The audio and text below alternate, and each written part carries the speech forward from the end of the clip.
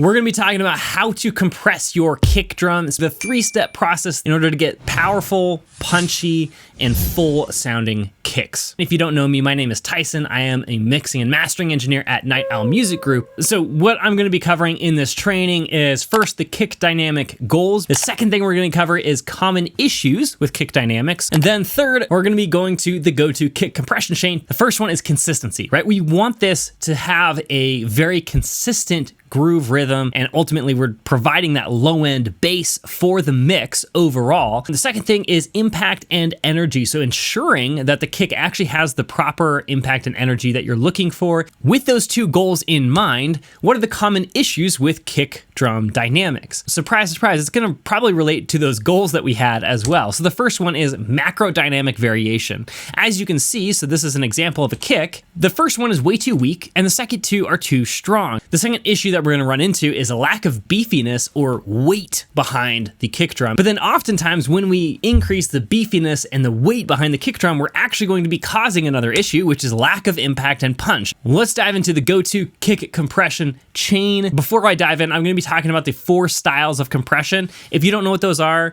there's a free guide down below, the compression style guide, that you can pick up. It's going to teach you everything about the basics of compression, and then also the 4 styles of compression that you can create with a compressor. There's also another video that you can check out, and I will link that in the description as well. And the first one is consistent type compression or gain staging. So we don't necessarily have to use compression if we want to use gain staging instead. The goal is the same. The important thing here is that it fixes macro dynamic variation, right? So it's solving that first issue that's common and also solving the first goal that we have for our kick, which is consistency. You can tell the second 2 hits are far weaker than the first one. So we can just take this here, cut it out, and then increase the gain. So before, after. If we get to this stage here where we're in the right ballpark, then I will be diving into the first stage of compression. So I'm gonna have a very fast attack. So I'm gonna do 0.5 milliseconds, a slower release. And so I want it to basically get back to 0 before the next hit, between hits. Let's use a little stronger ratio here on 4:1.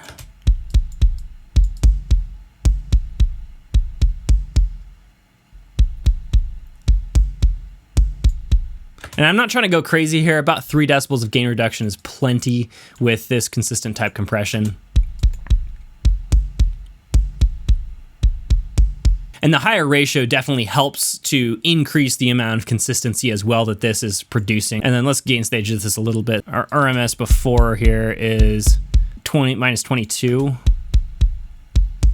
And then minus 23. So we got about a decibel or so to make up gain. All right, so here is before. Here's after.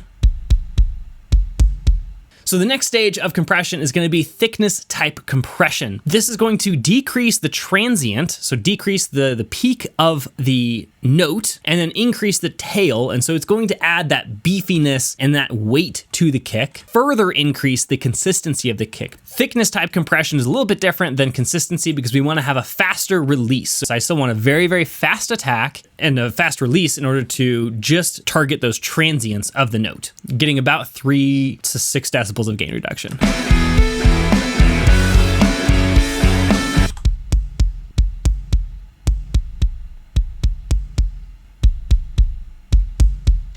Okay, so that's minus 22.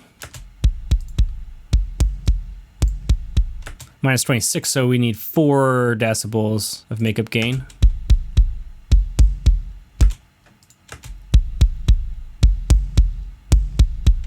Yeah, we could probably go another half decibel. Yeah, there we go. All right. Again, this is a little bit too extreme because I'm getting almost 7 decibels of gain reduction with 100% mix. But let's mix this back to, let's say, around 40%, because that's going to give me that goal of 3 decibels of gain reduction or so. Here's before.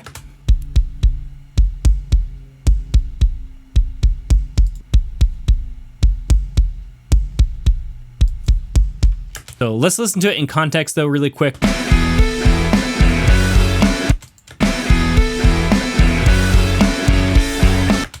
And so you may actually end up feeling like the kick is getting pushed back a little bit in the mix and you're losing a little bit of it with this move. And that is very accurate because it's focusing so much on those transients of the note that it's just shaving off all of the punch. And so it's actually feeling like it's further away. And so that's going to be our next move here. The last type of compression that we're going to be adding to our chain is punchy type compression. Again, this is going to be increasing the transient and decreasing the tail of the note in order to increase the perceived closeness, but also just that aggressive impact punch. The goal here is to let the transient pass through before compressing. So I'm going to have a longer attack. Kicks still have a very fast transient, so it's probably going to be less than 50 milliseconds, more than likely. It might be around 50. Then our release is also going to be longer because we want to clamp down on the tail the entire time the tail is in there. Goal is to have the needle return back to zero before actually compressing the next hit. I'm going to up the knee a little bit just to make this punchy type compression a little bit more consistent in terms of its impact on the notes,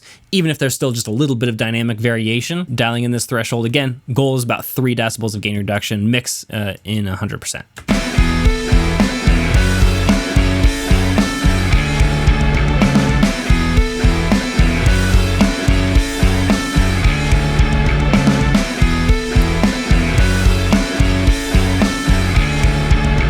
And that was easy. Do our makeup gain here really quick.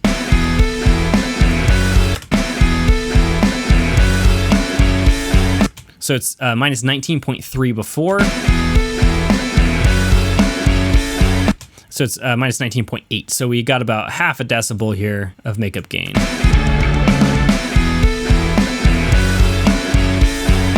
Here is AB of just the punchy type compression.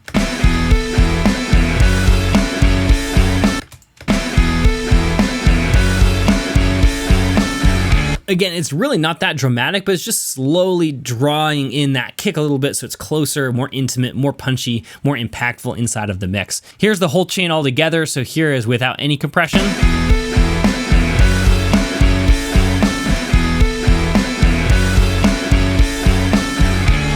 And if you are interested in objectively professional mixes every single time you sit down to mix a song, then make sure you're picking up my book down below, The Objective Mix. It covers the 5 fundamental aspects of your mix that everybody is judging your mix by to determine whether it sounds professional or not, and then how to solve those issues in your mix and get objectively professional mixes every single time you sit down to mix a song. Thanks for watching, and I will catch you in the next video.